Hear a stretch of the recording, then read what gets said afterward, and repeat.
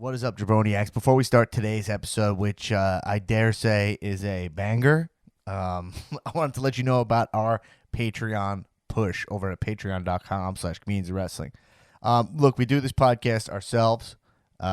We've avoided being part of a network, so they're not telling us how long it's got to be, overproducing it, telling us what we got to do, blah, blah, blah. No. We go right to you guys, produce it ourselves. So if you want to support us, you can do that over on our Patreon. But also, you get more than just supporting us. It's a great value for you because you get to be a member of the Cal community. And specifically today, you know all the great perks if you get access to our bonus episodes. You get to be part of Watch Pay-Per-View with us in the Cal Zoom Thunderdome every month. We'll be watching Elimination Chamber together. Tullo will be out of control, like he always is.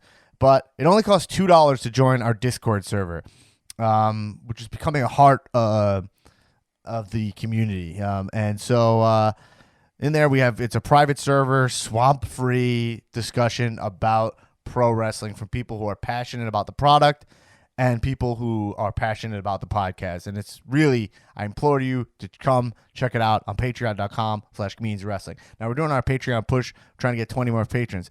For that, we will change the Cal art the second we hit 20 patrons. Really excited for you to see the new Cal art. And a corresponding sticker will go out to every single patron at all levels. And also we'll bring back the Cal Movie Club. We watch movies, give you recommendations about books, TV, everything. And more importantly, we watch a movie with a pro wrestler in it. And we discuss about if it's terrible, good. And a lot of times they're pretty funny and terrible. So anyway, before we get to this episode, I want to let you guys know you can support us. Join the Cal community. Patreon.com/comedians of wrestling. Wow. Whew. I'm not editing this. This is what it was like. Hey, cheers up.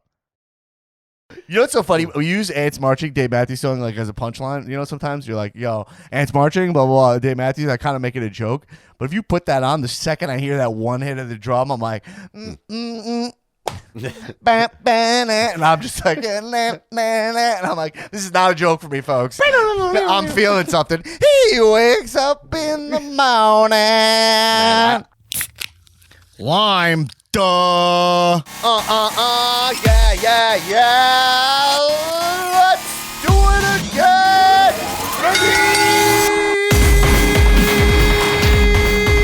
Hello. Whoa. Eat my ass, Timberlake. Woo. See, the thing is this. Welcome to the Comedians of Wrestling podcast, the podcast where comedians dissect wrestling to an unhealthy degree. I am your host, the host with the most viral stand-up about professional wrestling, Damn Black, a.k.a. Dunsky, Black Amora, a.k.a. Papa Oat Milk, the Creatine Dream. P-A-P-A, creatine, oat milk dream, whatever. A.K.A. Donnie Capri, from that time I went to Italy. Let's go, Tori. Coming at you like Cleopatra, baby. Gabba, wee. Gabba, wee. Gabba, wee. Oh, yeah. Shock the system. I sentence you to deletion! I should have known better, dude. Coming at you like Cleopatra, baby. I already did that. Gabba, wee. Oh, man, where am I at in this intro? Oh, I'm losing my mind. Gabba, wee. Gabba, this girl, wee. she's mine. And hum. Damn, she's fine. What's up, everybody? Ooh. Some throwbacks in that one. Yeah, I was having fun with the soundboard today, baby. That's the new intro. Lock it in. But sorry, guys. That's the intro. Actually, we have a new sponsor here today. Monday Night Raw is presented by Southern New Hampshire University. All right, you know what I'm gonna do? I'm gonna put that. I'm putting that classic intro on. Around Mushmore. All right, let's go on. Let's move on with the podcast. Let's get down to it. Okay, what do you say? Let's hit the Tibet. Whoa. Yo, the soundboard I think got more sensitive, by the way, okay? I think it's feeling, it's feeling like it wants to fuck with me today, okay? This is the soundboard, actually, the vibe they're giving me today.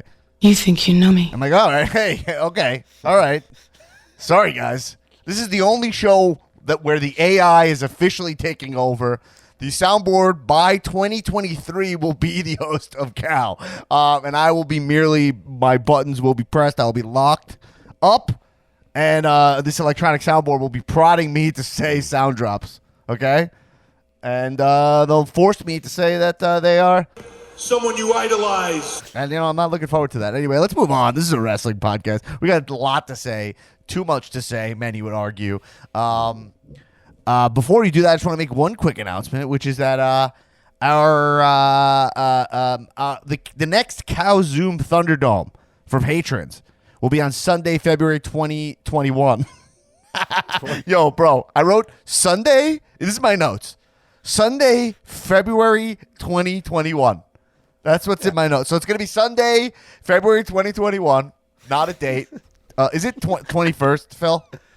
Is that why I got that fucked up? 21st, yeah. Okay, so it's 21/20/21. Okay? So, no, it's 2. Here's what it is. Here's a very clear way to treat your listeners. All right, patrons. This is already more interesting, more entertaining than 3 hours of Raw, what I'm doing here. It's unbelievable what I'm doing. It's crazy. People are talking about it, as a matter of fact. All right, the next time we hang out with the patrons, watch Elimination Chamber together, will be Sunday, 2/21/20/21. Okay, everybody? I'll see you guys. Write that down. Write that down, everyone. That's going to be... And also... 02. Yeah, it's... I'll see you guys on 02/21/20/21 is the next... that's Elimination Chamber. Wow. All right. Man, marking out for numbers. God. Numbers, one of your guys? Numbers? Yeah, Numbers is one of the guys, always, of course. I have a CPA license. Anyway. Sammy Guevara. All right, guys, let's get focused here, okay? We focus up. All right, let's get focused. All right. Whew. Lot to talk about. One thing I want to say, last thing before we get into all the hot, spicy wrestling action. These are some of my favorite weeks. By the way, as a podcaster, these are some of my favorite weeks of wrestling to talk about because sometimes there's a lot of obligatory things I got to hit, and then I got to move at the right pace. I got to make sure I hit everything. I don't want to shaft anyone's big moment. None of you guys had a big moment this week, all right, wrestlers? It's the week after Royal Rumble, and you had some nice moments, but no, I don't have to talk about any of them. This is my show. Now, okay, but I want to tell you about our YouTube channel. If you're used to listening to this as a podcast, keep doing it. It's great, but we have more options, and scientifically, and as this podcast is taken over by AI, it's important that we focus on the science.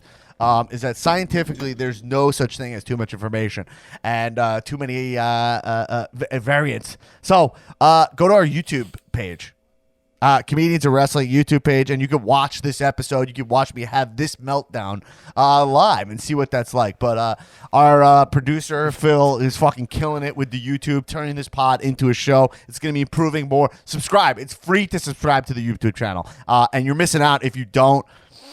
Yeah, it's great. Loving it. We're killing it there. Anyway, let's get into all the wrestling action. What do you say? Should I go ring the bell? All right. Yeah, youtube.com/DBlackAttack. youtube.com/DBlackAttack. Damn Black Attack. Yeah, well, it's better to just Google Comedians of Wrestling. They don't let me choose the URL, which is really fucking annoying. They're making it's you don't even know what a nightmare is to deal with technology. They won't, because it used to be connected to my personal email, and now it's moved over to its own thing. It's called a branded YouTube if you account. type Comedians of Wrestling into the channel, it brings the channel up. It's right. That's why I didn't do that too. Phil, can we have the ability to edit out what Tullo just did? I'm sorry. I'll just blur them out. I forgot you guys switched. Yeah. Okay. Well, see, the thing is this. Okay, hold on. Let's ring the bell. Get this pod talk. We'll talk about wrestling. Yeah. See if he actually fucking rings it good this time. Why does he walk over like Frodo or something? Did someone die? I mean, is this guy okay? Is he an alien? What's wrong with it? Doing a 10-bell salute for the intro of the show. I was kidding. The botch of the century. Oh man. Anyway, you heard him here. Today it's me. This is a little. This is almost like feels like a Friday morning here. This is the bonus episode. Patreon hath come early this week.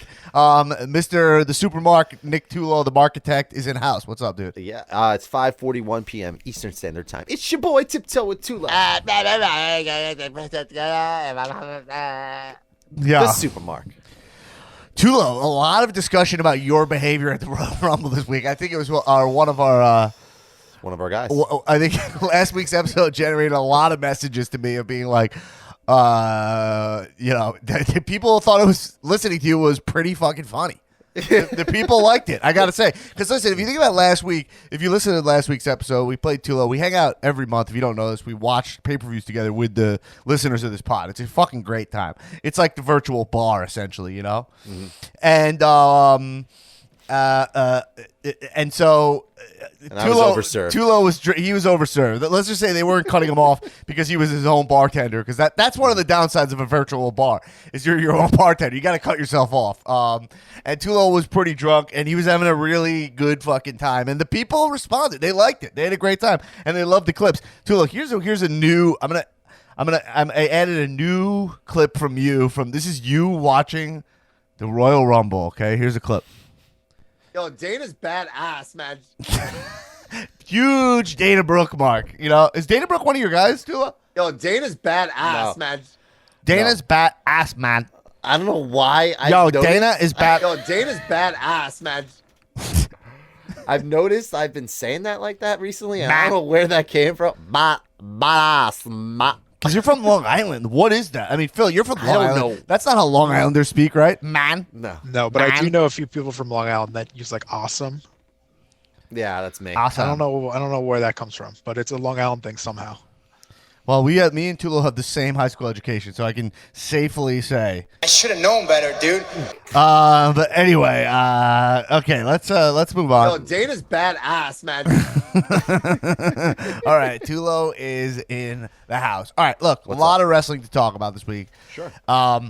So, look, we're setting up for this Elimination Chamber, which is if you read the Titantron, is a week from Sunday. That's how they like to lay it out. They don't lay it out like we do, which is 02, 21, 2021. I think that's a lot clearer. That's way easier to remember, I think. Agreed. We do it kind of in binary way over here. Oh man, just think about how fun this podcast is. Is that okay if you do that? Is that all right? Can you go into business? I mean, this is wrestling. You go into business for yourself. I mean, all the time. Fucking Christ, man. I found something in the date of Elimination Chamber. Yeah. I mean, come on. Go to patreon.com/comedians wrestling and join this fucking community. It's by the making way, me start to think like there's some conspiracy about it being on that date because of the way the numbers are situated. Like you just tapped into some kind of code or something. Like what's going on here? Are you like Nick Cage and National Treasure? Don't mark out too far. You're having a mark. Okay, you're no. There's no code there. There's no code there. There's nothing. I would. You think Vince is like, since it's let me think. This is Vince. He's like, all right, well, it's Elimination Chamber. He's like, oh my god. So because Elimination Chamber is happening on 02, 21, 2021, maybe we should have the Elimination Chamber have the least interesting competitors in modern history. All right. Wow. Let's go right there since we kind of naturally went there. It's not where I was going to start, but let's talk about this Elimination Chamber. We announced that the Elimination Chamber title on the line in the chamber, which is always dangerous because putting the title on the line could mean Vince is like, he's like, oh, this is a great way for me to make a change. But when you look at the people in the chamber, I'm having a very hard time seeing this as other than just a Drew retain match. Let's go to the competitors. It's not about some of these guys could easily be the champion, but it's about their positioning going into former WrestleMania. Champs. Yes, all former champions. They're all former champions, which is another kind of thing in wrestling that they're like kind of it's I don't mind it. I think it's a cool touch to it, but it's also like Why not make it you have to qualify for the chamber? Like, why not? I guess because it's just happened too soon. Why not make it like these are coveted spots? What else are we doing other than qualifying for the chamber, right? In fact, that when they announced that they were doing the chamber match for the title, I thought there was going to be qualifying. I thought they were going to announce when Shane came out that there was going to be qualifying matches. You know, like, Yeah. I'm like, oh, Shane's coming out. He's got something big. We're going to have sick. We're going to have a tournament to lead up to the Elimination Chamber. That's great. That'll get us through 3 weeks of Raw. Another beef I have with the booking of the chamber is the chamber also feels like a nice way to up the status of a wrestler. And if you have a bunch of former champs in the chamber, you're missing the opportunity to throw Keith Lee in the chamber and have him have a huge chamber, even if he doesn't win, right? Like Keith Lee could do a backflip off one of the pods, and and then immediately he's now people's guys. You know what I'm saying? Right, absolutely. So the chamber, there's a lot of opportunities. So now you're putting over a bunch of dudes who don't really need it, but that's fine. I can see an argument against that. But my thing is that's another thing that WWE does that makes you, as if you might not realize it, but as a viewer, is the kind of stuff that makes you less vested in the product. Like you'll always watch it, but you get less vested when the rules feel random. So as opposed to what people love about the Royal Rumble is like you understand it, you know the stakes of it. It's part of the beauty of it. You know, it feels democratic. It feels like you have a part in it. But the chamber here is just like, oh, this year we're doing it as all champs go in, and it makes you care less. It's just the fact, you know. That being said, adore the chamber. My beef with the chamber, I say it every year, is that, and we don't even need to get into it, is just that why is it after the Rumble? It's too much Christmas. It's double Christmas, you know. Correct. Usually, last year it was. It should be the SummerSlam Rumble. It should be like what they, you know.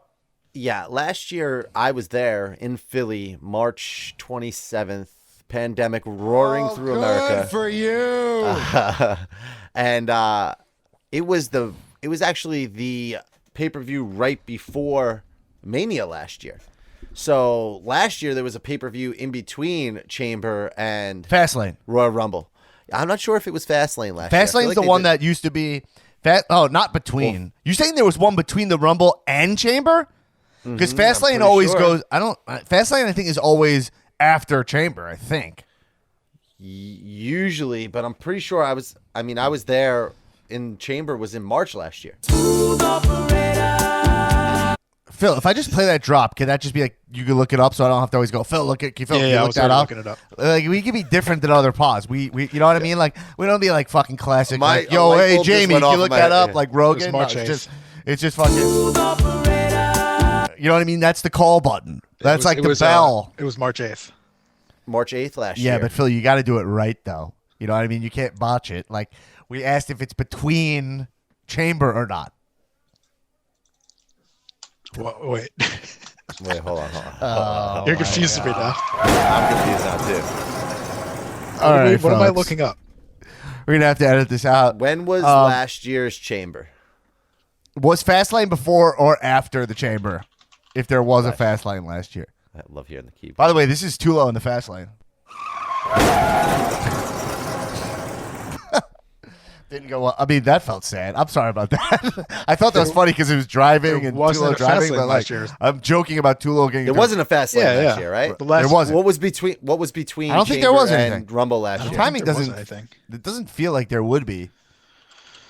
But it's fucking crazy. And, they can fit in two. and Chamber was the March 8th last year. Elimination Chamber and then an NXT takeover. That's it. Yeah. All right. Anyway, it doesn't really matter.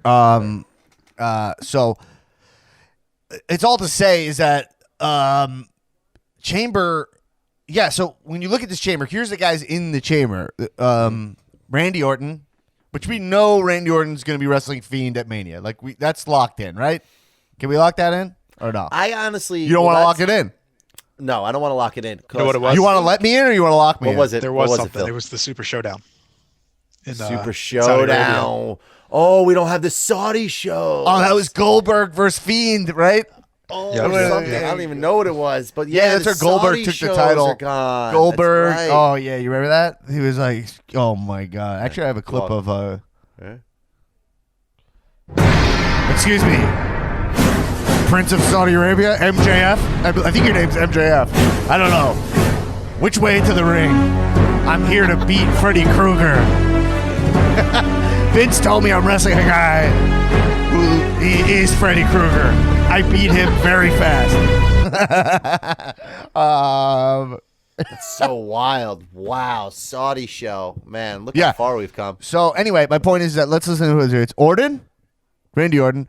So you don't want to lock in Orton Fiend Mania No, so in a here's my cinematic idea. match? This came up. I was listening. I don't know what made me think about it. I was listening to you and Dan St. Germain talk on the pod from Monday, and it made me think that what if Edge hasn't declared yet, right? What if Randy wins the title at Chamber, and then Edge is like, Roman, I don't want to beat you. I want to fucking beat this guy at Mania. I think it might go. I think Vince wants to put the title out on Randy, so then Edge can face Randy at Mania.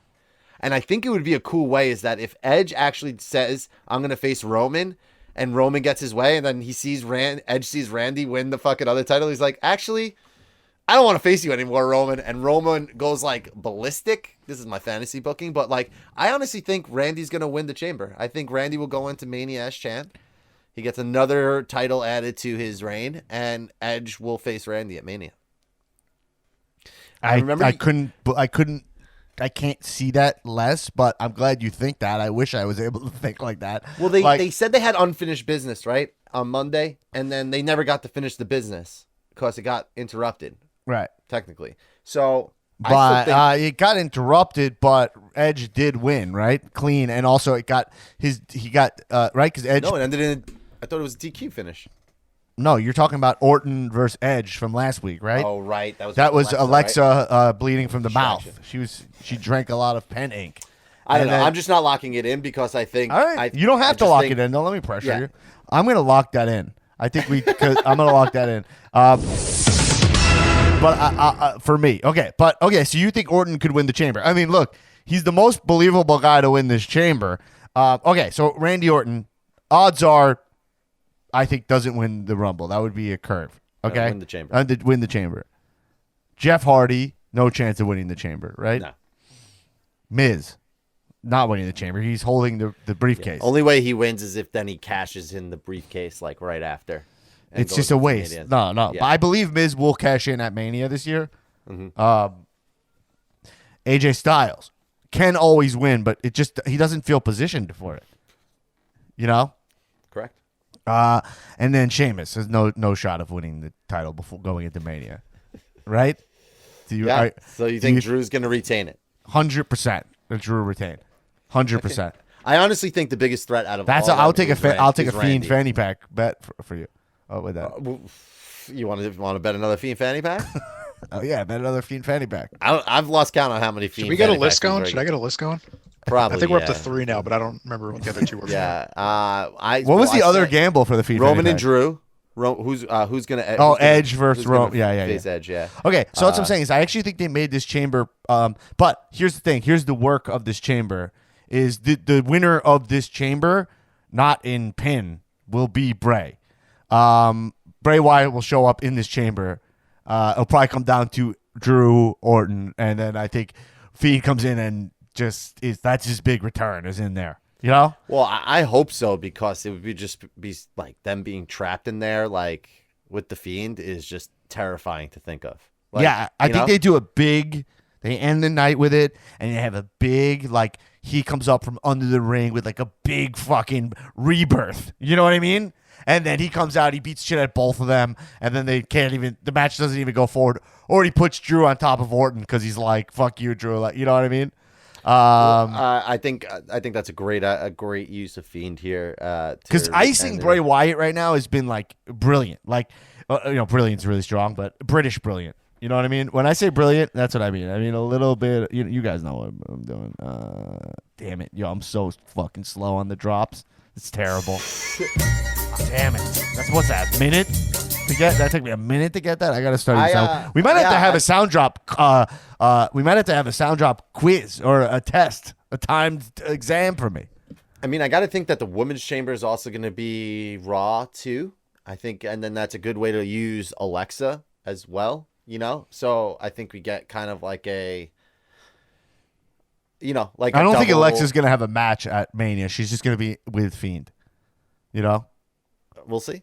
I think that's and I think it'll be cinematic, so it'll be like a really cool spot I mean, for her. I could you see know? Alexa getting involved in the chamber match, the men's chamber match with Randy, and him being stuck in there with her too. Yeah. Oh, Alexa will be involved here, but yeah. I just think they're riding out Drew. He looks great, and they're trying to make him a big star. I just wonder where that leaves him. Okay, so then Fastlane, he'll probably have another match, right? And then what does that leave? I don't think there is a Drew for Mania.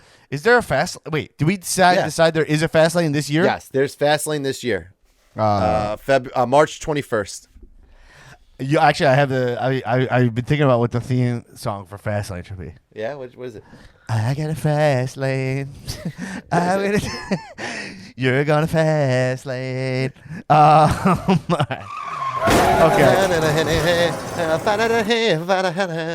Okay. Yeah. All right. So anyway, you're on the fast lane to WrestleMania. I actually love the fast lane because I love the flavor that like the Royal Rumble is like is when you kicks off the road to WrestleMania. And fast lane is like, yo, we're on the fast lane to WrestleMania. I love it. Yeah, like it just it's makes great. no sense. Even like it's They like should a call that buzzkill pay per view for. the HOV lane.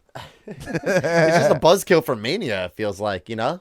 I have a question for you. If you're Yeah. wrestling in a tag match, can you use the HOV lane to get to WrestleMania? Yeah, Because you have more people involved, so you can get to WrestleMania faster. Those people Yeah, arrive a little technically. faster. That's a fun fact.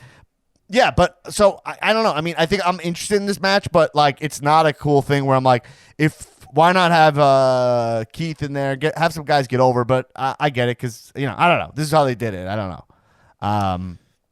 Shane came out. I mean, that dude knows how to kill a segment. It's unbelievable.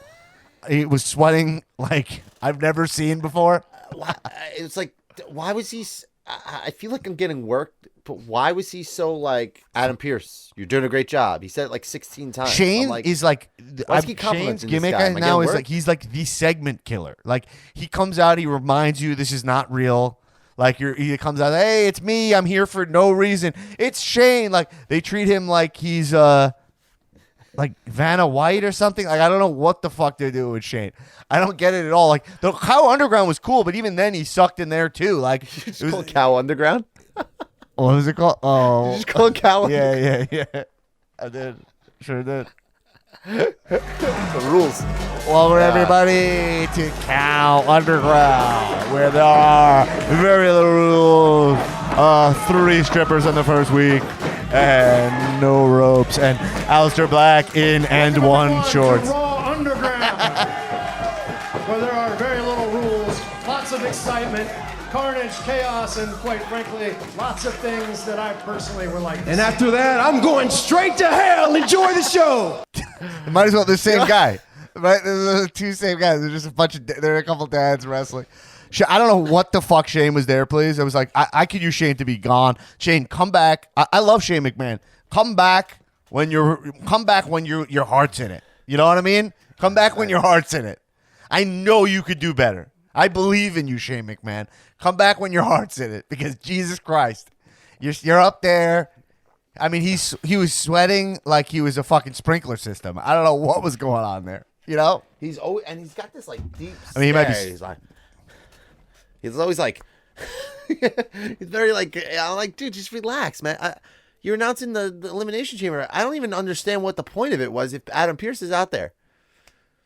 It made no sense. There's nothing to even decide. But like, hey, all right, Shane, Yeah. I like your music. All right, let's jump on over to the women. I want to discuss. Actually, I'm going to jump to AEW, and then we're going to talk about Bianca for a second. Ooh. But I want to talk about AEW just to give everybody, even though we talk about AEW on Fridays and NXT, we give Wednesdays its proper due on the bonus episode that comes out Friday morning. It's me and Tullo. Good times, folks. Tony Khan on Tuesdays always does. If you're not watching Impact, which you probably are not, I know Tullo is. But is that he does these paid announcements on during Impact air. What are they called? Paid advertisements. He's like, these are paid advertisements, but he says it the same way every time. So anyway, thanks. So he does the thing where he's like, he did a thing this week that I was like, oh wow, I really think this. Go watch this week's one. He does it in the middle of the Jaguars field, and I really think he found his fucking groove with them because he's getting comfortable with the camera, and he's understanding that there's no such thing as there's no such thing as not being a character in wrestling. Everyone on camera is a character, and he was wearing this like fucking like Rock-esque style like $5,000 Rock jacket. shirt. Yeah. Oh, was it a Jaguars jacket with those little Jaguar print? Those were Jaguar heads. With that little So, heads? I don't know, but I don't think it was like Jacksonville Jaguars product. It was like this, like It looked like a silk. like Gucci, like Yeah. a silk Gucci, like Jaguar print fucking jacket. Well, And Susan then- will probably find it for us. Then what he did, this next thing he did, I was like, oh man, this is great. So he was talking about New Japan crossing over into AEW, and he was like, how do we do it? What's the forbidden door here? And he was like, it dawned on me. I'm the forbidden door. I'm it. You realize like how like Harry Potter's like the fucking Horncrux or whatever. That goddamn Harry Horcrux. Potter. Yeah, Harry Potter tanked there. But listen, folks, hot take. I'm the Horncrux. That's a magic card. The magic listeners will know what I'm talking about. He's a praetor. He's a praetor from Phyrexia. But listen, not important. And he was like, I'm the forbidden door. And he's like, yo, what I do. So if he's like, I make it happen. Like, I make your murkiest dreams come true. I can do that. Like, that. It's like, because I got $7 billion. Dude, that is him en route to finding his own Vince style voice, you know? And I will even say this is that they started off like as because I've been watching this since it happened. Once AEW and Impact went together, I'm like, fuck it, I gotta watch it. So every Tuesday, watch it with AEW Dark now. I feel like there can't miss shows. And I've watched Tony from the first time he cut that commercial to where he's at now. He just looked like a normal, regular dude, straight up, looked healthy in his face. Now we've gotten to this point where I honestly think Tony Khan is starting to trend in gimmick infringement with the supermark here because he is marking the fuck out, and I am going crazy for it. He's literally, look at his hair. His hair. Do you have a message for Tony? Oh, fuck yourself. Yo, dude, no, come on, I would man. never say that to Tony. I would never. Why are we doing that, man? Dude, first of all, don't start setting me up. Okay, I mean, with I'm that, just saying, all all right? First of all, And Tony Khan is the yeah. motherfucking man. This guy is incredible. And what he did last night, watching that live and watching it go down, I literally was like crying from it. It felt like I was like emotional. I was like, thank you. Like, this is great. Dude, Perfect you don't in every need sense to, of the okay, but I'm not sure you should be crying. I wasn't literally crying. I mean, I was like, wow. I mean, bro, that's... I mean, this is cool because he's making it make sense. You know, like this is something that we never got before. These things would be happening, and there wouldn't be someone saying this stuff and doing this stuff, right? So now Don't be crying. He's making it make sense, and it's beautiful. Yeah, so I just think him being I'm the forbidden door. Never, he should make, I'm the forbidden door. Never, ever question the power of $7 billion. And then that should be his deal. Okay, so I wanted to give him his proper due because I think that was the week where Tony Khan became a wrestler for me, which is really important.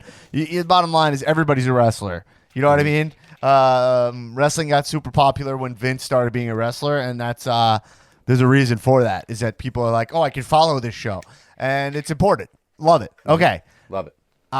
Moving on to Bianca. So let's talk about first impressions of Bianca. Essentially, this was her first SmackDown, her second. Well, she wasn't on Raw. So this is her first Raw and SmackDown. Yeah, she wasn't on Raw Post after Rumble. Royal Rumble. Yeah. Right. So this is her first. She was on Raw this week. She was on Raw this week. This was her basically her first post Rumble moments. Now, interesting.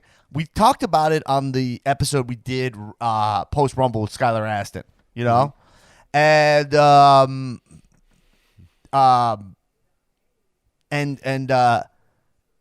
know, I was just thinking. Sorry, my mind got distracted for a second because I was thinking about Skylar. I got him. I got him to. I got him to croon something else. That's what I'm saying. And it was something we mentioned last week, and I got Skylar singing something that's just, it's big time, folks. And Phil, we gotta make something for that with that. Yeah, definitely. I mean, we can. Yeah. You just remind me. Right? Remind me. Yeah, I got you. We got to do that. We got that. Oh, it's big time. But anyway, okay, let's move on. Yeah, you see my eyebrows are like freaking. Wow. So anyway, my point is we saw Bianca. Look, I was a little worried because, not worried, but I was like, well, I don't want her. I don't want her to. I didn't want her to be like, I'm tough. No. I just didn't see exactly how it goes. But then this week I got more clarity on it, and it is the best way to do it, which is play up like this is a big moment for her as a person, and make it personal, and play up the. To be honest, it's what they always kind of try to do with Bailey that never really clicked, where they're like, oh, she's like a big mark, and this is a big time for her. This is less about being a big mark. It's more about being an up-and-comer who's having a moment, possibly too early. That's why everyone's celebrating like crazy. We don't know if she's totally ready, and she's living the high of it, but also looking forward to what I'm going to do. So I hope they keep her in that lane, and then I do think she's well-positioned to lose, and that would be the best option for her. I think a better option than her winning in a match that is a 4-minute match that's forgettable is her putting on a fucking show and getting the rub from her opponent, whoever that might be. That I still stick by. I agree with that, but I also think this is the kind of thing that you allow it to like organically build and see where it goes. And if it's undeniable to the point where she needs to win the title, then she wins the title. Yeah, and they're definitely doing that. They definitely don't know if she's going to win or not. They don't know yet. Yeah, I don't think they know. I think they have a good idea, but I think one of the big things getting in the way is that she's got to outshine Sasha, which is going to be very hard to do. I honestly think Sasha's at the top of her game right now. She came out last Friday, and I think made that segment awesome. I think their chemistry is off the charts. She can't, and she shouldn't. That's how I feel about it. I think if you think about that has a lot to do with let's Sasha. not forget Sasha. Like Sasha is having her breakout moments right now, and let's not and that doesn't need to be it at the expense. It's almost like when Kofi beat Daniel Bryan. I was happy for Kofi. It was the correct booking. The house tore it down, but also was like, man, Daniel Bryan is on a fucking roll, and he never got it back. You know what I mean? Like Daniel Bryan going to that Mania was destroying that gimmick. He had Rowan with him. You remember that? And it was just kind of this unfortunate confluence of events where two guys, one guy had to go over, the other one was going to go down, and it had to be that way. Yeah, loss for Sasha here would be pretty could derail her in a way that I don't think she it's needs smart to win to put Bianca over, because I don't think it's going to be more about putting Bianca over. I think it will be up to Bianca for her to make that decision easy for everybody. It's more about making getting Sasha to where she's needed to be for a long time. And the only issue that you have is it's not an issue per se. It's something I care about, but I know a lot of people won't care about, is that Bianca is very huge. She's impressively strong and big, and Sasha is very petite. So like it's going to be amazing. The match will be great, but I'm saying in terms of being like menacing, coming at it, like Bianca looks like she could beat the shit out of Sasha. Shoot, so you're trying to sell like this as an obstacle she has to overcome. It works. I would love Sasha to have a crew. It's Sasha's tweener right now because she's not a heel, right? And also, it's not solidified that Bianca's wrestling Sasha, by the way. And Bianca, by the way, I just don't want to forget to say this. Just a sidebar. Bianca on Monday with the red sparkle lipstick looked like a fucking $1 million. She's she gets it, man. Right? Yeah. To show up in branded colors. Yeah. To just I love her in the red more than the blue. She looks so good in that red. The red lipstick goes with her gimmick. Like the red lipstick goes with the blue is more just like because the color. Because it's SmackDown. It's SmackDown. But I love she that. looks great in both, but you know. But yeah, you're 100% right, but she has no business going over there right now because Raw's women's division is just a mess. It's just all tag team and stuff. Yeah. And until they figure out what they're doing with it, it makes no sense. I was thinking about doing something with Sasha and Bianca that's like, I almost had like a Thatcher vision of it. I know it sounds a little nutty, but like having Sasha be like, yo, you want to come to, like, how about, why don't we just like do a little like sparring session in the ring? And then you see Sasha like outmaneuvering her. Like, sell me that Sasha's a better wrestler. You know what I mean? Like, I would love to see that. And that Bianca has a lot of raw talent, but not a lot of. I think you gotta kind of book it as the Rocky Apollo kind of thing, right? Where it's like they're friends, but they're like, they gotta face each other eventually. That's what I'm saying won't work, because that would work with Rhea more against like Charlotte or something. But Sasha does not read currently as, I'm saying, she doesn't read as Apollo, and more importantly, right? Bianca doesn't read as Rocky. You know, it's. Right. Yeah. It's just like, it's like a funny mix because in different stages of that movie, they both play different parts of it. Like, it's like Sasha as Apollo against in Rocky 4, that's more Sasha, the living in America kind of thing, entrance style stuff. But Rocky's just his underdog story, right? Yeah, but when this is not that.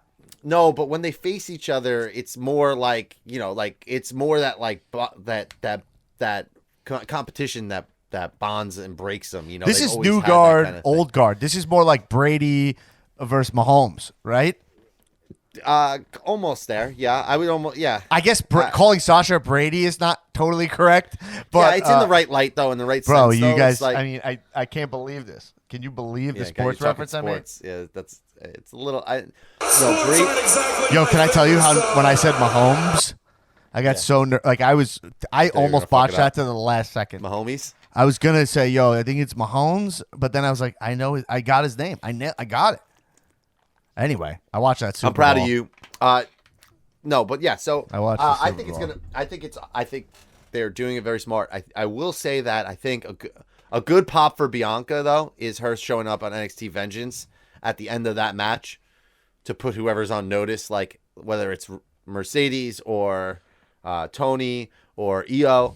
Like, she should show up there on that Sunday to kind of just. I also think she should choose her opponent quick, because I'm getting a little tired of this thing where it's like people want to know who I'm gonna choose, especially when you do it every year, and especially if you do it for both the men's and women's. Well, yeah, I think right now they're both doing a pretty good job with it though, so I kind of don't want them to end it too quick, but I also don't want them to extend it. So I don't think it should go past Elimination Chamber. But it's Edge's. It's tied directly into Edge's gimmick. Edge is doing "I'm the master manipulator," which, by the way, he's not totally pulling off. He's more. He's not totally like. I'm not seeing enough manipulation out of Edge. He could do better. Because we've seen him. That's what he's he is great at that. That's a good idea.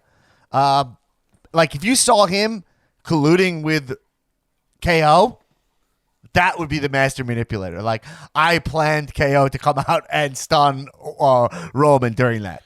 I can almost see it as that maybe what he actually is doing is actually he's manipulating all of us. Like he's like kind of like making us think that this is this kind of version of Edge now. He's shaking hands with everybody, giving the rubs, telling everybody how great they are and how they inspire him.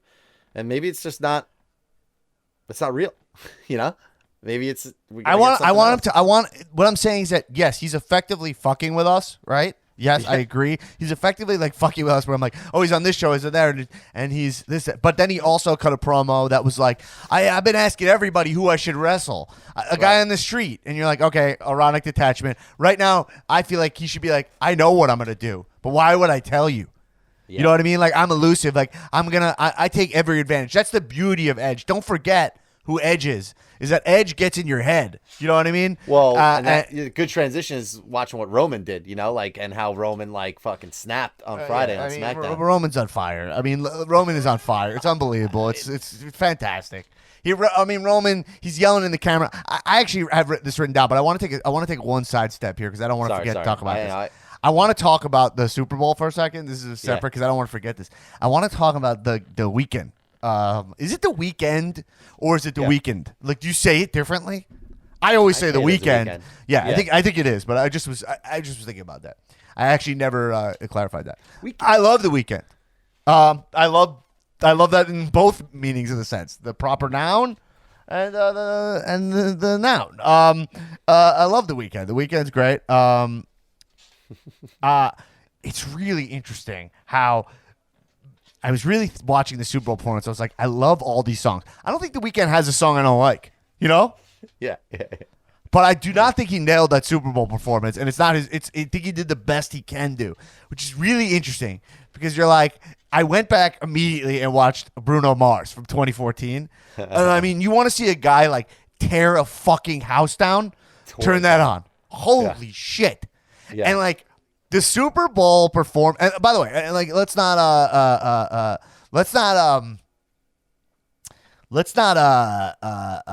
mean, I'm not. Don't take this as a knock on the Weeknd, please. Can we have a nuanced conversation? The guy's fucking awesome, okay? But he sounds like Michael Jackson. Makes songs you might like more than some Michael Jackson songs, but is not Michael Jackson. And it is interesting because The Rock is like the Super Bowl performer of pro wrestling. Like, there's only a couple of wrestlers who really fucking got there, and you could be fucking great. But you do think about, you have to have that full confluence of talent. And like there's certain guys who, like, for me, they like Shawn Michaels. If Shawn Michaels is your favorite wrestler, I have no problem with that. He's completely earned, you know?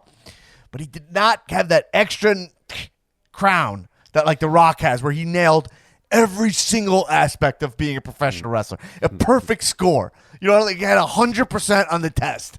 You know, where like 99 is great, but he would score 100. And that's what, like, those Super Bowl performances, you have to be perfect. Yeah. You know? And I'm like, if you nail the Super Bowl, that's like nailing pro wrestling. I was thinking in my head, this is what I'm thinking during the Super Bowl performance. I'm like, which is more impressive? To nail wrestling, be like the top wrestling talent, main event, multiple WrestleManias, get to that level, be on the Tonight Show as a pro wrestler, or nail the Super Bowl? And I'm like, I think it's wrestling. I think that because I don't think Bruno Mars could run for office, but I think The Rock could be the president. Like, legitimately could be the president. You know? I honestly just think legitimately think The Rock could be president. I honestly think it too. That's what I'm saying. And I that's a dude who grew up around total pro wrestling. Anyway, I'm interested to hear what you guys have to say on the Discord on that. Like, but yeah, great. Anyway, I wish they let me book the Super Bowl. It'll be all day, every year, Dave Matthews. I thought you were going to say book the actual Super Bowl game, which would be interesting too. Yeah. You tell a great game. I wouldn't, to be honest. This is going to be surprising to you guys. I actually really enjoy the game of football. You know, I don't watch it because I'm not into the concept of team. I don't like the NFL as a company. It's like I'm not like, he's not one of my guys. I'm like, whatever. Like, it doesn't attract me. But the sport of football, like the rules and how it works, very cool.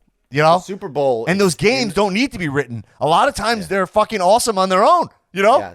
The Super Bowl, the event itself is an extravagance. I mean, it's truly, and it's single elimination tournament. You know, but the Super Bowl game itself is truly probably the grandest stage. It's one game, win and you got it, lose and you're out. You know, maybe like, second place. I could give it at the best second place. It's no mania. Main eventing a WrestleMania is. Because it goes back to my stand-up joke. There's a reason that one joke went viral, and it's because it's fucking true. Like, you think about the amount of athletes who have the talent to main event a WrestleMania in ring, but don't get there. That is the highest caliber of talent that you could get. You know, it is. And so McGregor's going to keep losing and be a huge star. Why? You know. Until he becomes a fucking WWE wrestler. Let's go back to Roman Reigns for a second, because Roman Reigns at his best will hit a. I mean, I was gonna say Shawn Michaels. It won't be. That's too high. Like, really? By the end of his career, I don't think he'll even have that. You know? Wow. I mean, you just said main eventing WrestleMania is the highest honor. The guy's done it 5 times. Yeah, but it's different to act to main event. The problem is it's unearned. I mean, it's flawed. Listen, all right, man. Wow. I got fumed there. I got owned. I'll eat it. Eat my ass, Timberlake. Don't take it too far, right? Yeah, no. Well, Vince writes it, man. You know what I mean? When it feels like that. Okay, the nuance of pro wrestling is there's times where someone's got to main event this thing, right? And there's lulls. There's the ruthless aggression era. I'll talk about the times where you have undeniable main eventers, which is why, Tullo, I specifically mentioned being on The Tonight Show and hosting SNL, because The Rock hosted SNL. You know what I mean? Like, so I specifically was saying that the crossover element, the transcending, Cena is proving to be big fucking time. You know what I mean? Yeah. Oh, yeah. It's why I know. All right, I won't. Fuck it. I know Phil gets mad when I talk about the Mount Rushmore. Yeah. He gets mad. Quick, He starts hurry. messaging me. Maybe People he's don't not want to paying have that attention. conversation. Go, quick. Talk Yeah. about it while he's not paying attention. But it's interesting that if you watched wrestling and you saw the amount of hate Cena got, and then when you look back and you're like, I think he's one of the best to ever do it, like on Hogan level. Like, you know what I mean? Like, it just is, it's kind of fucking undeniable. It's pretty interesting. How much of the times did we get work, and how much of us booing Super Cena really was part of his greatness. That's what's so interesting about wrestling. It's multifaceted. That's why talking about Tom Brady is actually not that interesting, even though he's incredible. I love what Tom Brady did. It's like, yeah, he's great at this age. He takes great care of himself. He's got a natural proclivity towards the game. We'll look at his brain, whatever. You know what I mean?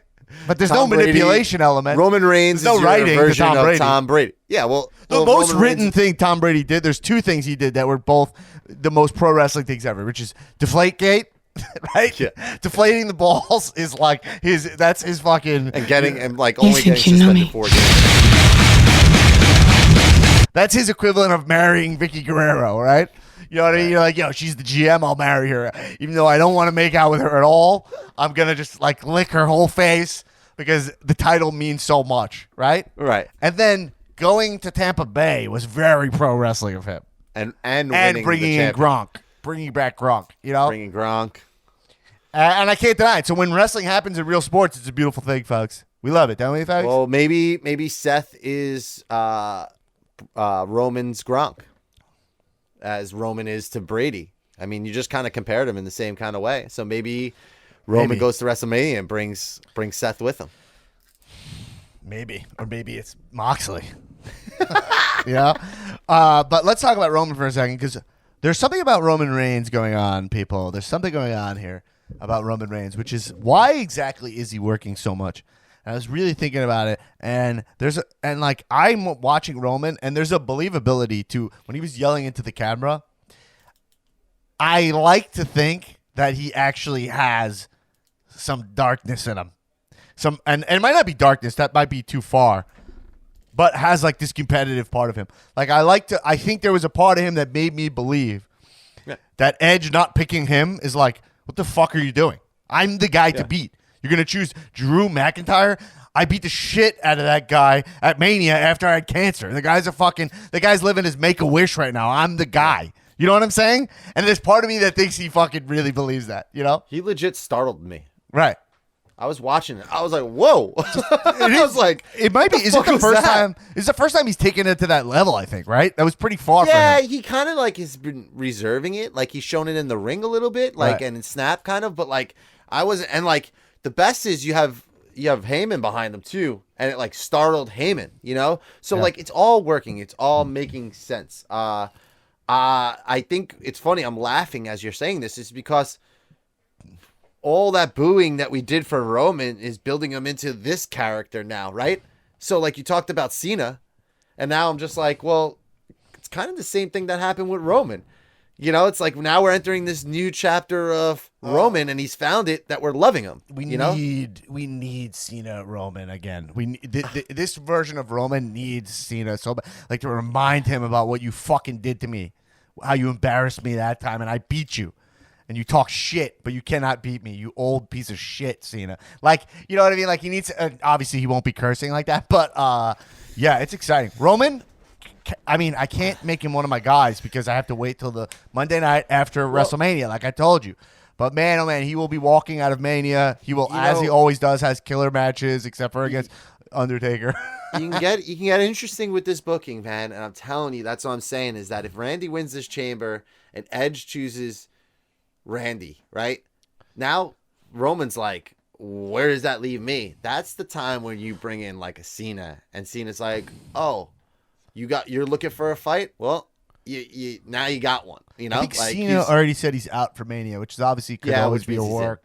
It could be a work, but it's in his hometown. Listen, the thing about Cena is that he wasn't there last year. It's also a pandemic, but also he really is fucking busy now. Like, it's no joke. As a When's man Fast and who Furious coming out?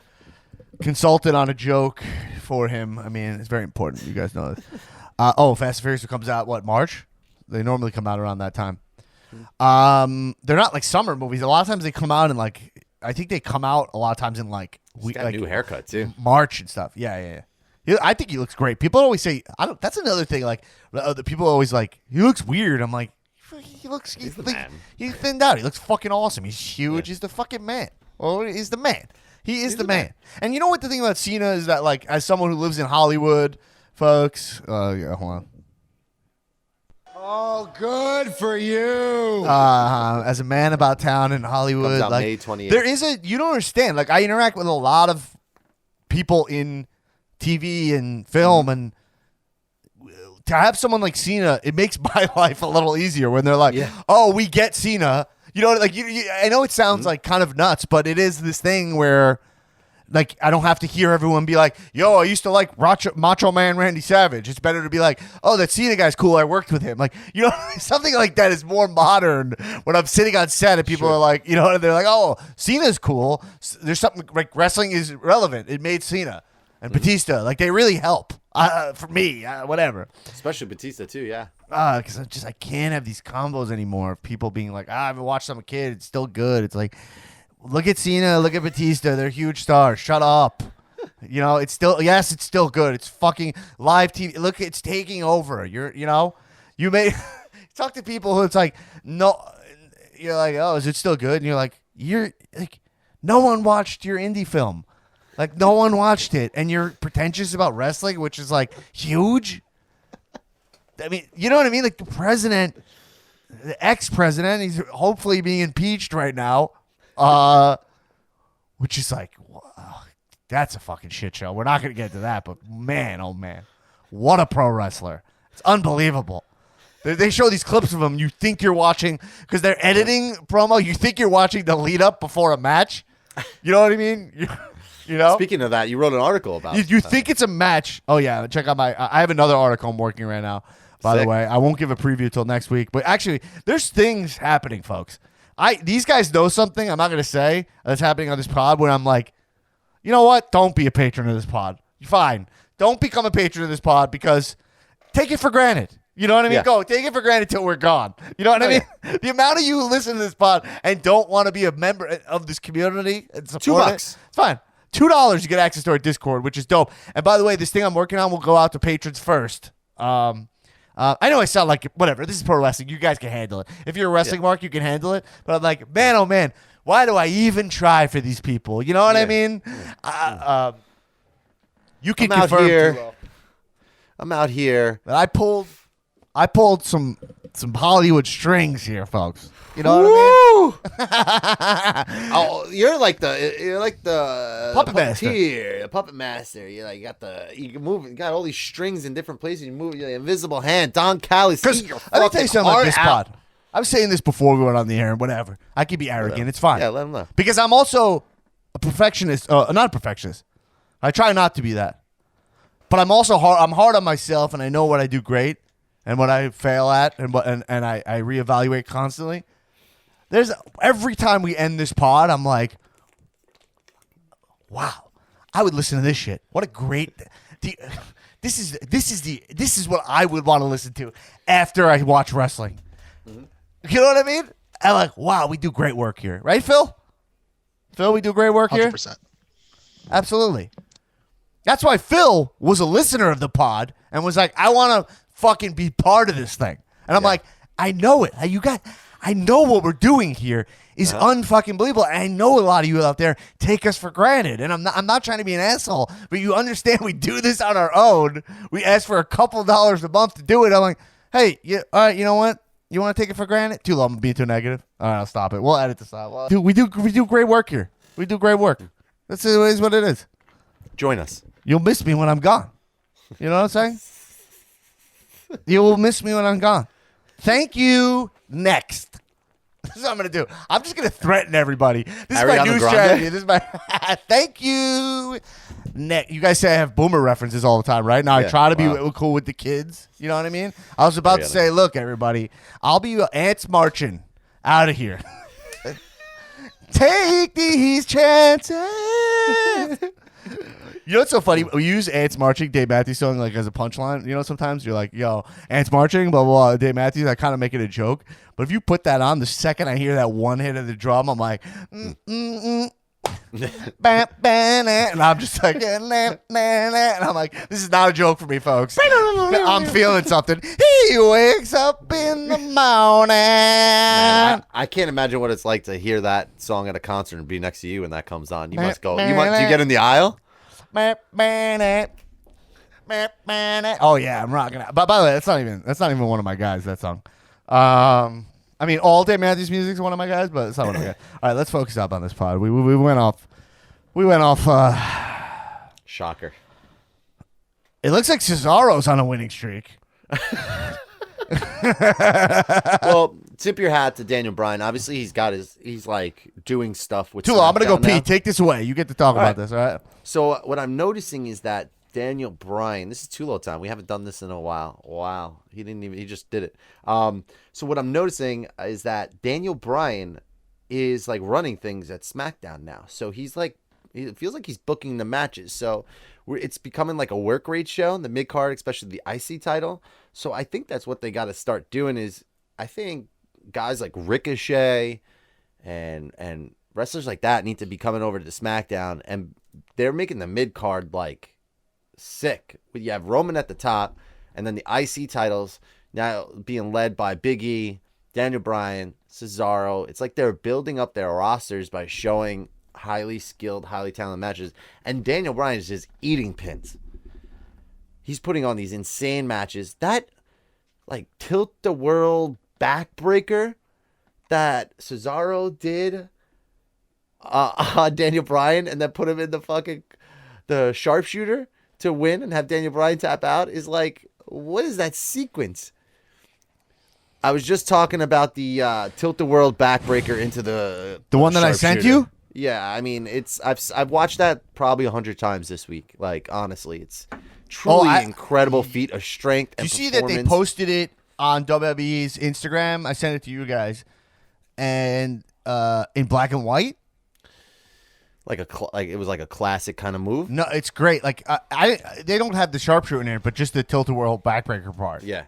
I mean, fucking, I don't know. It was great. I mean, Cesaro, the thing with Cesaro, all you got to do is win, no matter what. You know what I mean? Like,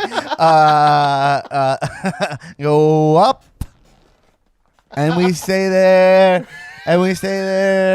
up, oh. All I do is win. Put your hands in the air. Cesaro is winning. All right, anyway, folks. They play that song at my gym, and I'm like, this is trash. What is this song? I'm winning. Like, I win, no matter what. Like, what are we, little kids? You know what I'm saying? All we do is win, no matter what. Win. I'm winning. Yeah, this is what we get. This is how Trump becomes a thing. We just like celebrate wins.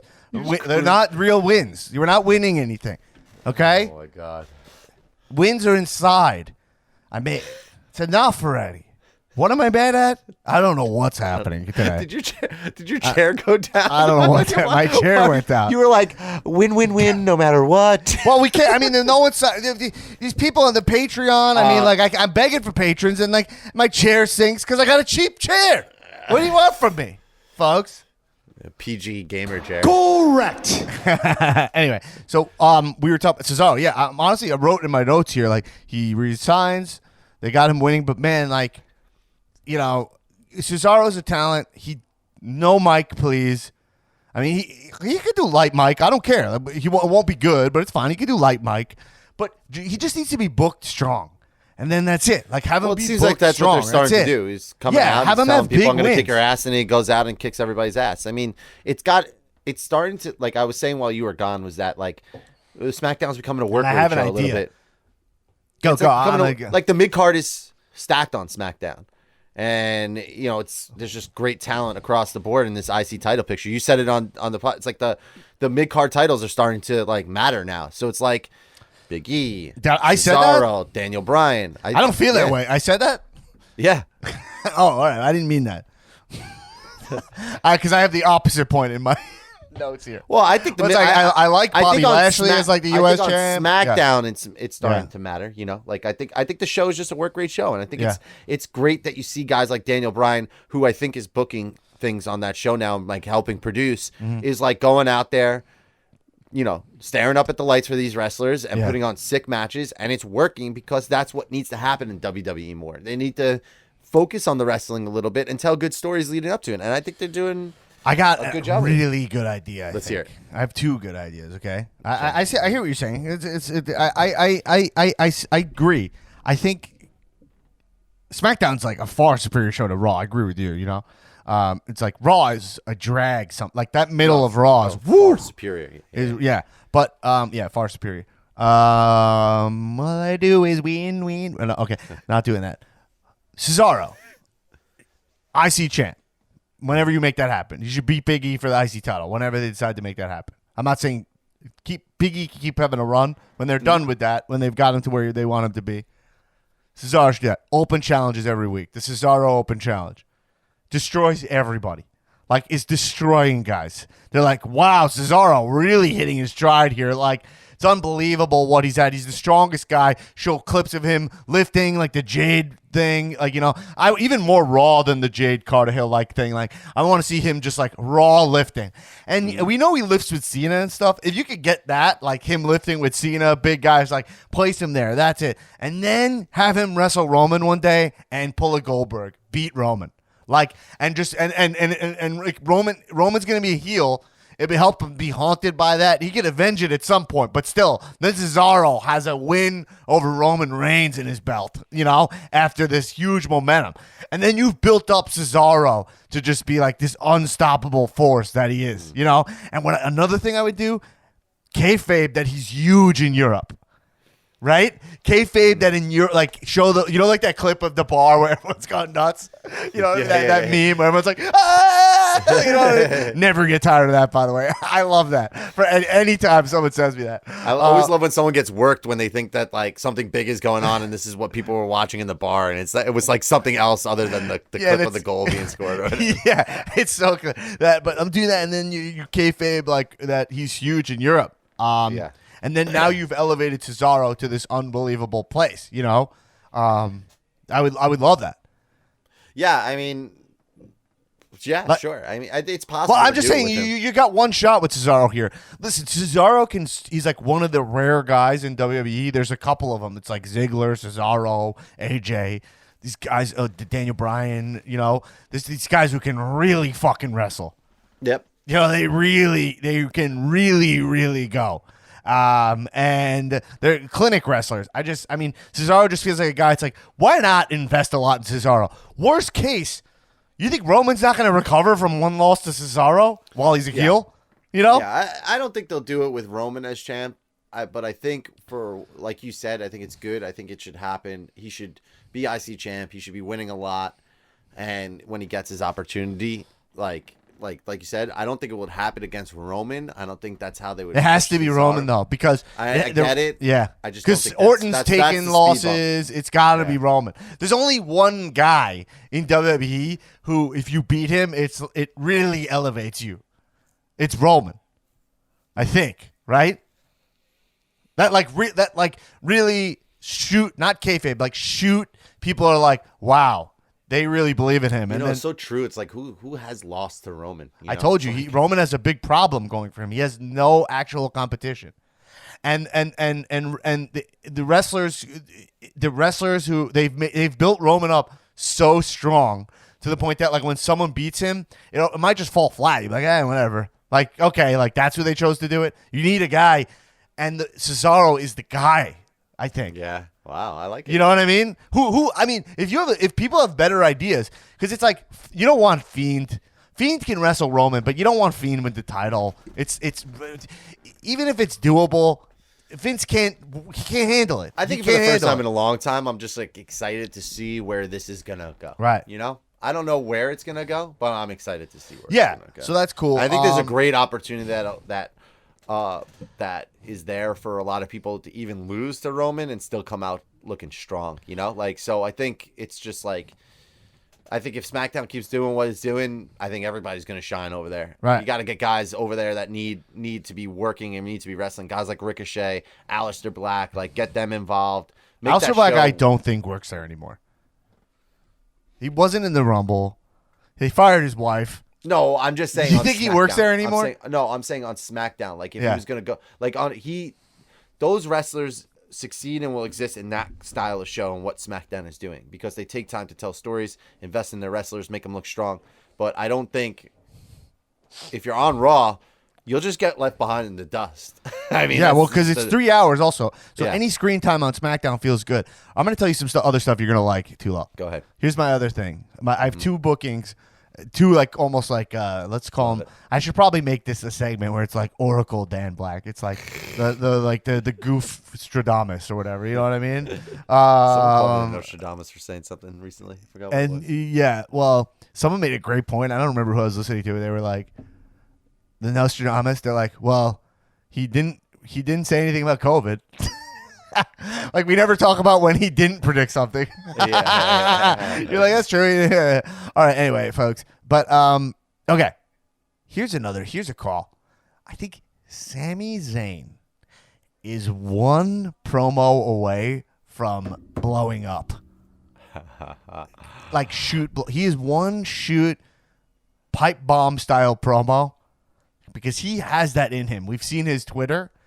If they actually let Sammy even remove the hat and just be like, yo, I'm doing this like it's funny, but it's not funny. You know? Like he could be like, people be like, what's that guy doing? Like almost maybe not on the level of CM Punk. That's might be a lightning in a bottle kind of situation. You know what I mean? It's hard to say anyone will ever do that again. But Sammy is kind of has like a modern day CM Punk, very controversial tweets and takes, and it feels like he's touching it, but he's not doing it. So this could either fall flat, or he could go really far with it. I think it just comes back. Now you're making me think of more wrestlers that are on SmackDown. Kevin Owens, Sami Zayn. Like, man, if they start cooking and they start getting the Shinsuke, you know, like just keep going down. Think about how this roster is composed and how this is built. I couldn't agree with you more. I think when people are going to get their opportunity to shine on SmackDown, especially with the way Fox does things, right. I think they're going to go all like. I couldn't agree like more. Like honestly, Sammy one promo away. Sure, let's get it. You know, yeah, and he'll kill. And he's been killing it. All right. What? I'll jump over to the women for a sec. Lacey Evans is very good. Lacey Evans is a really good on-camera talent. She looks awesome. Her acting is like properly big for pro wrestling, like right on the spot. Like when she's there with Rick, like I remember at one point Charlotte said like you got to go back to the performance center, and she was like, you saw in her face like, why am I gonna do that? I'm gonna just cheat my way there. Like, why would I ever train? That's very stupid. Like, what is she talking about? It was great, and to be honest, she does a better job of that than Carmella does. I'm a Carmella mark. I like what Carmella does also, but there's a nuance to Lacey Evans where I think she can really do it. Again, another example of if you're gonna do this angle that she's using Ric Flair, you cannot PG it. You got to go hard. Like, I want to see her. I really want to see her fucking manipulate an old man. You know? Well, yeah, that doesn't need to be sexual. I don't mean it has to be sexual. I just want to be clear. It doesn't have to go there. But I want to know more what their relationship. Yeah, like kind of thing. You know, like, oh, I got to get this for the thing. And or have her like, go talk to Vince. Yeah, something. I mean, right? Yeah, but they're already saying, like, they're making sure that she's saying lines like, "Oh, I'm not like romantically involved with him." Yeah, This is they're strictly-" right. They're So softening the blow here. You know what I mean? which is That's okay. yeah, we don't need it. I'm not. which I'm is not fine. saying it has to be. I'm just sexual, saying, like, but it is. There is a so what's- tease element. You know? yeah, yeah. It is like an old man getting the company of a young lady. Like, Yeah. and we And he looked like he was gonna, like, if you could just pop him with a pin and he would have just exploded. Why was he something was going on. and why didn't Lacey It's say not like, safe. "Look, I'm dressing him now," and then Charlotte could be like, "You look ridiculous, Dad." Yeah, like, you look like what? a- It wasn't a great segment. Oh, but okay, Tullo. Here's the point you're gonna love. Lacey hits Charlotte with a microphone, which I loved, and it was so not a big deal. It made me just think about how AEW gave Kenny a whole gimmick with one microphone shot. You know what I mean? Like the selling, like how wrestling is all in the cell. Like that was the biggest thing to ever happen Moxley in AEW. bladed for him because of it. Like Lacey just hit Charlotte with it. Like the announcers didn't even react when she hit her with the microphone. They went right to commercial break. It was not a big deal. Kenny Omega's running through the back. They're like, "We cannot believe what he did. He hit him with a microphone, and it changed his whole personality." It was like one of the biggest catalyst events ever. Bad Bunny was bopping the Miz over the head with a microphone the other night. Like it was nothing. Yeah. Kenny Omega stole the AEW championship by using it as a fucking weapon. And like that's the thing that's missing in pro wrestling. I mean, the announcers are fucking terrible on both shows, in my opinion. Like, I mean, look. JR does what JR does, so I'll always dig JR, so that's all good. Corey Graves is like a little funny, but why don't you have one person marking out on the announce booth? Like That's what I you said. need, right? Like you need somebody there who's like, I cannot believe that. Like everyone's trying to be a sportscaster, and you're like, you want someone who's That's why Morrow like Don was always Callis so style, suc- you know? Yeah, I love when Don. Oh, Callis Morrow on is commentary. Morrow is so deeply one of my guys. I know some people don't like it, but if you don't like it, you're wrong. I'm just NXT praying. he left, and then NXT's not good, right? I mean, You know what? That's a great fucking call. You know, I don't even know if we talk about that point. Yeah. We've talked so much wrestling in the last fucking so long, but Yeah, I didn't even. Who knows but what I- we're doing here? I also said that Morrow would be perfect on AEW. Like I've said that on the bonus episode. So if you're hearing this first here, can you just imagine Morrow calling AEW matches? I mean, it's exactly what they're missing man. out of. He would fucking Yeah. take that shit to the next level. Like, it's always a step behind. Excalibur can never keep up. JR's 3 shows You behind just still. you need one person to ground it. So if that's going to be JR, let's say you have JR, or it's going to be Adam Cole, let's say, then everybody else can get fucking fun with it. You know, like Adam everyone Cole? else can just be like, oh, what did I mean say? Michael Cole? Michael Cole, yeah. Adam Michael Cole, baby.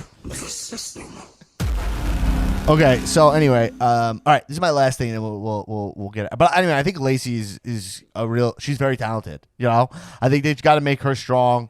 That'd be good. Say she's okay. badass, man? She's badass, man. Lacey is badass, man. Yo, Dana's badass, man. That is what it sounds like. A badass, man. Dana's badass, man. Jesus. Anyway, yes, Nia said my hole. I don't like Nia Jax as a person. I really dislike. I mean, like, I understand that she's big and menacing. She belongs there in the company, and like that was a pretty funny sell. Like my hole, that was pretty funny. It was a fun spot. But man, oh man, she's a QAnoner, and saying I'm gonna let my I can't get past. I'm sorry. Some stuff is just like when as someone who had COVID. I had to go to a lung specialist this week. I have to go get chest x-rays. They still think I might have a mild pneumonia still from it, right? I have to get all this tests. And then she's going to be like, I'm going to let my immune system do the work, you know? Well, just a fucking idiot. I'm sorry. So fuck Nia Jax. That's it. Fuck Nia Jax. That's it. Oh, yeah, you said my hole. I'm done. I'm no-selling it. I'm no-selling it. I like it. Yeah, I'm That's ready it. for it. It's just it's too far for me. I'm not telling you how to vote, whatever, blah blah blah. But to have no sensitivity about this thing that's killing people who are perfectly healthy. Yes, you're right. We get it. You're right. Most people survive. Most people are okay. But it only takes one person to devastate your whole life. So fuck you, Nia Jax. All right. It's fine. It's how I feel. I don't care. So right, Nia that's Jax is fine. not my friend. Maybe she'll do something cool, and then I'll mark out for it and then forget. But, yo, I had this idea for Ziggler. Okay. I'll always preface as a Ziggler by a show. Ziggler is a friend of mine. Okay? But no one can deny what a great wrestler Dolph Ziggler is. You know? You can deny COVID existing, but you can't deny Ziggler. You can't do either. Yeah. Okay? Too low. We don't need to do that. You can't deny either. I would prefer if you deny COVID over Ziggler's greatness, though, as a pro wrestler. Fine, if that's what you're saying. But we can't do either, okay? Okay. Yo, I'm like, why don't they kick off? I'm like, I know Ziggler is in the if they're just going to end up giving the titles back to Street Profits before Mania anyway, which is probably my guess on where that goes, you know? Sure. And then probably not have Ziggler and Rude involved in Mania, or probably put them in the Andre the Giant Battle Royale. Accurate. What's AJ doing at Mania? Why not kick off Mania? AJ Ziggler, just call like the two best wrestlers, kick off the show. That's it. Just let these guys just put on a match where they're like, yo, he's just like, yeah, like just, hey, let us kick off the show. We're the two guys who can go. Like, I don't know. We'd have to talk about what the booking of that looks like, what the promos look like. They're on two different brands right now. But yeah. No one cares about the brands of wrestling. I mean, except for the fact that, like, SmackDown's a better show. But, like, if they swapped Raw, SmackDown, you wouldn't be like, it's not like sports. You'd be like, I'm following Raw. I'm a Raw guy. You know what I mean? Like, that's not happening. That was my idea. Just kick off Raw, kick off WrestleMania, AJ, Ziggler. And know it's going to be the first match. You know when you're sitting there, you're waiting to hear, I'm here to show and that's how it's kick off. Or AJ first. That was my idea. I was like, boom, do that. Right?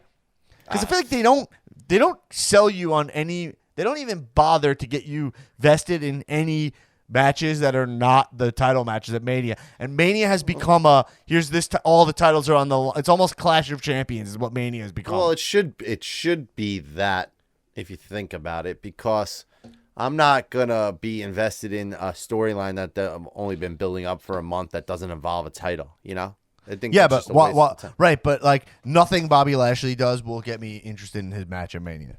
And I like what he's doing, but that the US yeah, that would be a cool match to watch, but the US title is like, I don't care who has that.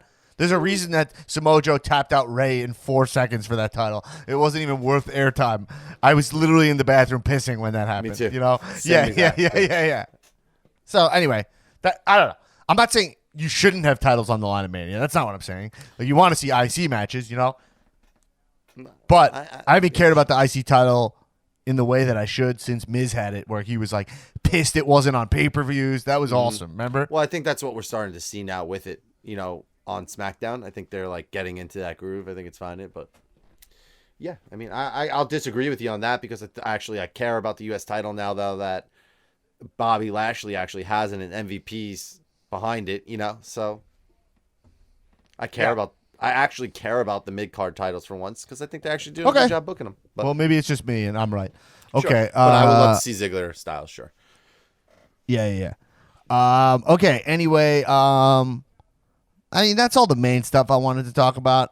If you want to follow my Instagram, at Dan Black Attack, and we'll probably post the stuff on Cal as well, at Cal Podcast. I'm going to be posting a lot of my old wrestling pictures I found. I have my photos from 1991 at Nassau Coliseum. I found the card for the show I was at. The pictures I took with a throwaway camera, the disposable camera, are pretty fucking awesome. The one I posted already on at Dan Black Attack is mid perfect plex on Kerry Von Erich. I have some of those pictures too. I gotta find them. You should find them. Those are sick to look at. Like, yeah. You should, I definitely came across them recently. I forgot. Yeah. So if you have those, but I'll post. I'm gonna post those, and then here's the biggest news, and we should end the pod on this. Okay. All right. I realized that I looked at the card of this show. Okay. And I was like, oh my God, I saw a name on there. And I was like, maybe this is a typo. And then I looked at the pictures and I was like, no, confirmed. It's confirmed that I saw Andre the Giant wrestle at that show. He was they did a battle royale. and was he the was year? in it, dude. 91. He must have been. I was probably at that show. You might have been there also. Was Jake It's in the Nassau Snake there? Coliseum. Jake Snake was in the Battle Royal. Also, I wonder. I'll show you the pictures of it. But I was at there. I was there, and I thought I never saw Andre the Giant wrestle. He must have been in 91. He's already like, that's one of his Huge. last shows. Yeah. Dude, he's already done. He wrestled Hogan. You saw the doc. I mean, you see what he was like in 84. What he wrestled Hogan in 87, right? Oh, I don't even know the timeline. Yeah, I'm WrestleMania bad at 3. that stuff. WrestleMania 3. First WrestleMania is 84, so that's 87. So this is 4 years after that, and he was already in really bad shape. He must have been in Do you such think bad that shape, Battle though. Royal- That's why he's in a Battle Royal to begin with. You know? Do you think that was the one that they decided that one day they'll name the Battle Royals after Andre the Giant because of that one that you were at? Yes. Let's just lock that in. I think we can lock that in, right? Let's lock that in. Yeah, 100% yes. Anyway, we'll be talking more about pro wrestling on the bonus episode this week. We're going to be talking about AEW NXT tonight. This episode will be a Friday morning. Tullo, what's in store for NXT AEW this week? Do we know? Ooh, baby. Do we have stuff booked already? AEW is stacked. We got Kenny and Kenta versus Damian Priest, Lance Archer, the Archer of Infamy. Yes. and Archer of Moxley. yesteryear. Moxley in it's street fight? Oh, that's awesome because that's Kenta and Kenny are on the same team, and Kenny's like pretending hey, we're both Bullet Club guys, and Kenta's like, yo, fuck you. Yeah, we get the first matchup, Thunder Rosa versus Layla Hirsch. It's Cody. Layla Hirsch is the one who's like 4'7". Yeah, she's amazing. She's Yeah, from yeah. Russia, but she's fighting on the She's American side. really fun. She's a fun wrestler. She's badass, man. She's badass, man. And Thunder Rosa is Thunder Rosa is badass, man. Hot Young Briley's going to be on. He's The Hollywood facing- Hunk? Is he wrestling Hollywood on Dynamite? Hollywood Hunk is wrestling on Dynamite against somebody good. I forgot who it is. There's a lot of good stuff. AEW is stacked again. Okay, It's what's on gonna be a great NXT show. tonight? I have no fucking idea. It's the go home show for NXT Vengeance. So, I don't think it's called Vengeance, right? It's called like Yeah, it's called Valentine's Vengeance, right? no, it's called NXT Vengeance. Oh, okay. Yeah, thought it's called something Vengeance Vengeance. Day. Vengeance Day. Marco Stunt. Wait, well, who? Marco Stunt? Or No, that was or last that night. on Dark? That was on Dark, That was right? on Dark. Sorry. Yeah, he's got. Oh, he's someone wrestling else. Pac. He's wrestling Pac. Oh, yeah, that's that right. was- Yo, he's wrestling. Oh, that's sick. Yeah, there's the AW's card is stacked tonight. I'm really excited to watch again. They're really building up to Revolution, really nice. Sting is on again, so I'm sure he'll do something weird. Hangman is speaking tonight, which I'm excited to see. The Acclaimed versus MJF and Chris Jericho. Yeah, I see. I did. We'll save it for Friday morning, but I disagreed with your claim take on the Discord. Yeah, I got something to say. I mean, like, it's, Let's talk about save it for the bonus step. Yeah, we'll save it for the bonus step. Save it for the bonus. We gotta keep them guessing, folks. We gotta keep them guessing, folks. But anyway, everybody, like we said, we're on our Patreon push right now. So you get access. Our Patreon has so much value there, and to be honest, the biggest value of the Patreon is being a part of the community. It like dawned on me out of nowhere where I was like, "Yo, what we're building here is a fucking community." And so once the Discord kicked in, you could talk. We're talking on there all the time, playing games, sending each other shit, having good conversations. I mean, Tullo and I had a conversation back and forth the other day that you could just watch us disagreeing and jump in the mix. Great time. Plus, you get a bonus episodes on Friday, and also you get the Calzoom Thunderdome, which is me on 02/21/2021, February 21st. I don't need the year. It's this year. I'll be on my best behavior. And yeah, Tulo's going to be there. He will be drinking. And so you get all that in our Patreon for just, if you just want to be part of the Discord, it's literally only $2. So join that. And then also when we hit we're halfway there. It's some of your guys' payment information falls off at the first of the month because your card expires, whatever. So check your payment information, update it so I can get an actual count. It doesn't give me the count, so I can see if we're hitting our push where we're going to change. When we get 20 more patrons, we're going to get, and we're almost there. We're at least halfway there. We'll get new cow art. We're going to send new cow stickers to everyone the day that hits based on our new cow art. And we're going to bring back season 3 of the Cow Movie Club. Aaron and I are going to recommend a ton of movies, TV shows, books, whatever media you need for all your quar needs. Plus, we watch a movie with a pro wrestler in it. And Aaron has 10 movies already picked out. Wow. Yeah, it's going to be a good time. And so, yeah, support the pod at patreon.com/community wrestling. Join the community, people. And everybody, we'll talk to you on Friday morning. Everybody, keep watching wrestling. Kisses.